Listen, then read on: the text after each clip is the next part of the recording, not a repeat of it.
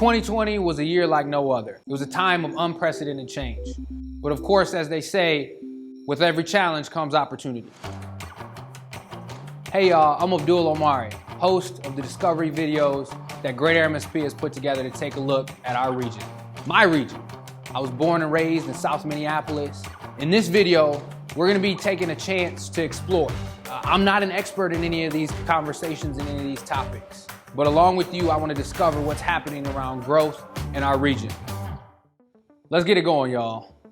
Technology is transforming healthcare. And to explore that, we're gonna have a conversation with Aneela Kumar, the co-founder of HabitAware, where they've developed a wearable device that helps people break repetitive habits like nail biting and face touching.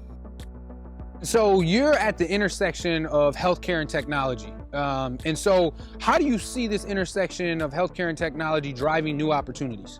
Yeah, so health tech is all about filling in the gaps between your regular checkups. It's all about real-time awareness. And so that's how technology helps us narrow the gap in care and also put the consumer in the driver's seat of their own health. And so as you think about the greater MSP area and region, right? We think about health tech in your own world and then even more broadly, what does it mean and how has the geographical location that you've been in and are in impacted the growth of your business, the development of your business? Minneapolis is a place where people are more concerned about how they spend their time versus how they spend their money. It's more about cooperation than competitiveness. It's more about community than individuality. And all of that has really helped HabitAware from the very beginning. I love that. And if it's, we're talking about driving growth, right? And so if there's that ecosystem and that camaraderie, if you will, what better way to drive growth, right? Exactly. It's all about supporting growth. If we were still living in New York, HabitAware would not have happened because I would still be working late hours at my ad agency, Samir would be working at his hedge fund, and we would be ships in the night. Whereas here in Minneapolis, we were home by 6:30, able to work nights and weekends on our idea until we were really ready to jump and to make it what it is today. Excellent, excellent.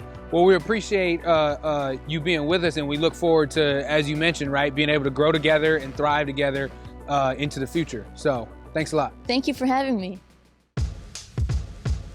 We just heard from Aneela thinking about the intersection of health and technology. Now we're going to transition within that same realm of the intersection of technology and health, but really thinking about telehealth. In 2009, Jon and his co-founders founded Zipnosis, which is focused on telehealth and healthcare.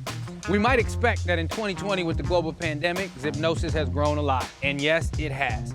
They've increased their number of employees to about 60 people, and they've seen an increase to $18 million in funding. Let's see what he has to say. So Jon, how has 2020 and the pandemic impacted telehealth? It's been tremendous. I mean, absolutely transformative. And I think about, the journey from 2009 up to basically pre-COVID, and it literally took that amount of time in a pandemic to really, I think, unlock the potential of telemedicine and virtual care. And since then, it's been a nonlinear sort of exponential growth for us in the entire industry. And it sounds a little crass, but COVID was the best marketing for telemedicine, right? Because it forced providers who don't like to change to actually adopt it, and it put it in the hands of patients. And it sort of broke down this barrier of like, oh, I can do this and it's okay. And it's not scary and it's affordable and you actually, like it works. So that was a really big deal. And I think that helped kind of set the stage for a lot of transformation that had been pent up. How do you see these things sustaining, moving beyond coming out of a pandemic?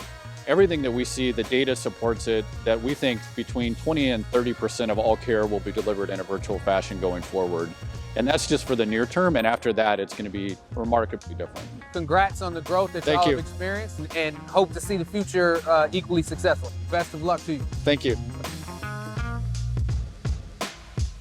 So I'm excited about what the potential telehealth brings to the quality of healthcare. Now we're gonna shift to have a conversation with Rosenzweig, who focuses on soil and is a soil scientist. Didn't know that term until recently. And is thinking about regenerative agriculture and thinking about how that plays a role in our economy and in our region. So Steve, you're a soil scientist and sociologist. Tell us why General Mills, where we're at right now, is so interested in soil health. Soil is a finite and fleeting resource, and it's connected to all of these critical issues that we're facing today, from climate change to water quality. And so focusing on the health of the soil can help us address all of these issues and address some of the economic challenges that farmers are facing in agriculture. How is that going to transform things for consumers and for farmers? So in agriculture, in the agricultural economy, all of the wealth flows from the land. And so if we're degrading the land on which we depend, we are hurting our economy and our sector. And so by investing in that natural capital, that's really helping to ensure that we have a strong and stable agricultural and really entire food system. So not just the farmers, but everything that comes after the farmers. So the food companies, the consumers, the whole value chain derives value from investing in the land. Dr. Rosenzweig, appreciate you being here. And before I even say thanks to you, we should thank the indigenous peoples that have taught us so much and that we continue to learn from. And so we look forward to the continued work that you do alongside General Mills.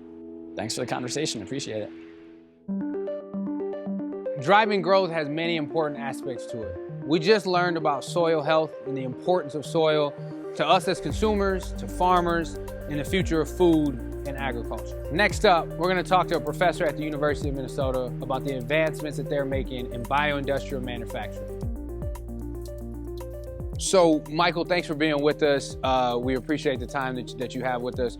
Let's just start off. Tell us what bioindustrial manufacturing is and what's its economic impact. So bioindustrial manufacturing, in a nutshell, is engineering life to make things. They can make plastics, biofuels, materials, fibers.